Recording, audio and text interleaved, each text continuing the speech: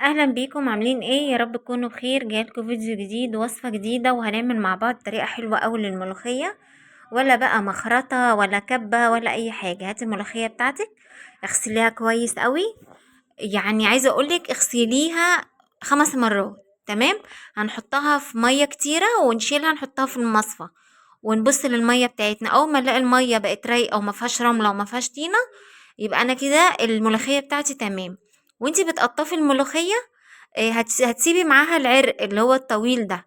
تمام، علشان ده بيعمل ايه؟ العود الطويل دوت بيعمل عرق للملوخية، يعني بيخليها تخينة. هنغسلها كويس اوي، نسيبها تتصفى شوية، يعني حوالي نص ساعة كده تتصفى من ميتها. وهاتي بقى الخلاط معاكي، وتعالي اقولك هنعمل ايه. هنحط الملوخية في الخلاط. انا جايبة ده كيلو الا ربع من الملوخية، هضربهم على مرتين. تمام. هحط معاهم كوباية من المية، وهجيب معلقة. وطبعا مش وهو شغال، قبل ما تشغليه تنزلي الملوخية تحت قوي علشان الخلاط يطولها. تمام. كل لما تلاقيها مش عايزة تلف، حطي مية، زقي قوي بالمعلقة، نزليها لتحت بالمعلقة. هنجيب بقى حلة فاضية ونفضي فيها الملوخية. تمام. هنعمل بقى الحبة الباقيين بنفس الطريقة. ولو انت اول مرة بتشوفيني، اشتركي في القناة وفعلي الجرس واختاري الكل. حطي كومنت حلو زيك، وحطي لايك عشان قناتي تكبر بيكو وانزل فيديوهات كتيرة. خلاص كده بقى بضرب الحبة التانيين اللي هم انا قسمتهم على مرتين، برضو بنفس الطريقة بكوباية مية. وهبدأ بقى ايه انزل كله تحت.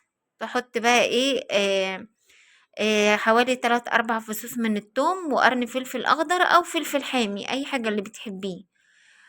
وهنضربهم مع بعض بالطريقة دي كده زي ما انتوا شايفين. طبعا حتة بقى المخرطة وكده بقت مملة قوي. انا عندي كبة، بس الكبة بتاعتي ما بتنعمهاش كده. مش بتديني نفس النتيجة اللي انا عايزاها، بتبقى خشنة جدا. فجربتها في الخلاط، فقلت بقى ايه اوريكم طريقة الخلاط. اللي حابب يعملها يجربها ويقول لي رأيه في الكومنتات. طبعا هننزل بالملوخية الاول ومكعب مرقة، وبعد كده ننزل بالشوربة وبالمضرب بتاعك. هتخففي بقى ايه ال- الملوخية بتاعتك. تبدأي بقى ايه تقلبيها بالمضرب لحد ما القوام بتاعك يظبط، يعني ما تخليهاش خفيفة وما تخليهاش تخينة. خلي القوام بتاعك مظبوط. انا بقى فضلت انزل في شوربة، احط ازود في شوربة لحد لما القوام يعني ادتني النتيجة اللي انا عاوزاها. ده كله مش على النار، ده كله على البارد. يعني انا بقلب كده، يعني انا ايه، احنا كلنا كنا الاول بنعمل ايه؟ بنحط الشوربة ونحط عليها الملوخية. لا، حطي الملوخية وبعد كده الشوربة. ليه؟ عشان ما تبقاش مصيصة منك وخفيفة. كده بعد ما ظبطت بقى، يعني بصوا هي تقيلة معايا شوية، لان انا بعد بقى ما هضيف التومية بالسمنة الملوخية هتخف معايا شوية. طبعا لازم الملوخية بتاعتنا تغلي، يعني وتفور كمان عشان تستوي، عشان ما تبص معاكي على طول. بقلب طبعا. ما تنسيش مكعب المرقة. هتقولي لي ما انا حاطة شوربة، لا احطي كمان مكعب مرقة على الملوخية، يديها طعم حلو جدا ومسكر. وعايزة بقى ايه تحط شوية سكر صغيرين كده، ربع معلقة، حلو جدا. لو انت الشوربة بتاعتك اصلا عليها سكر، ما تحطي السكر بقى، عشان لو سكرت يبقى طعمها مش حلو.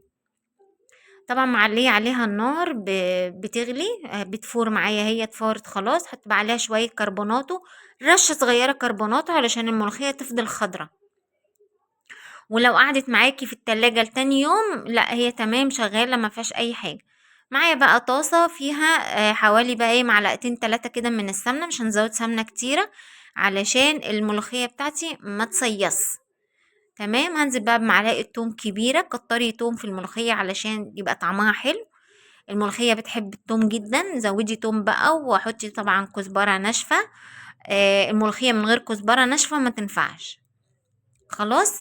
هنقلبهم بقى مع بعض يا دوبك بس اللون يصفر معايا كده. هروح بقى ايه حطها على الملوخية بتاعتي على طول. شايفين اللون؟ ما تغمقوش عن كده عشان ما تمررش. تمام. هقلبها بقى كويس قوي، وهنزل بقى بشوية ملوخية في الطاسة وهي سخنة كده، علشان لسه الطاسة بتاعتي فيها توم.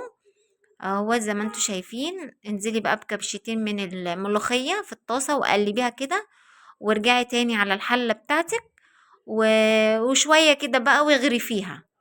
كده الملوخية بتاعتنا جاهزة للتقديم. يا رب يكون الفيديو عجبكم، ويكون فيديوهاتي مفيدة ليكم، ومع السلامة، أشوفكم في فيديو جديد.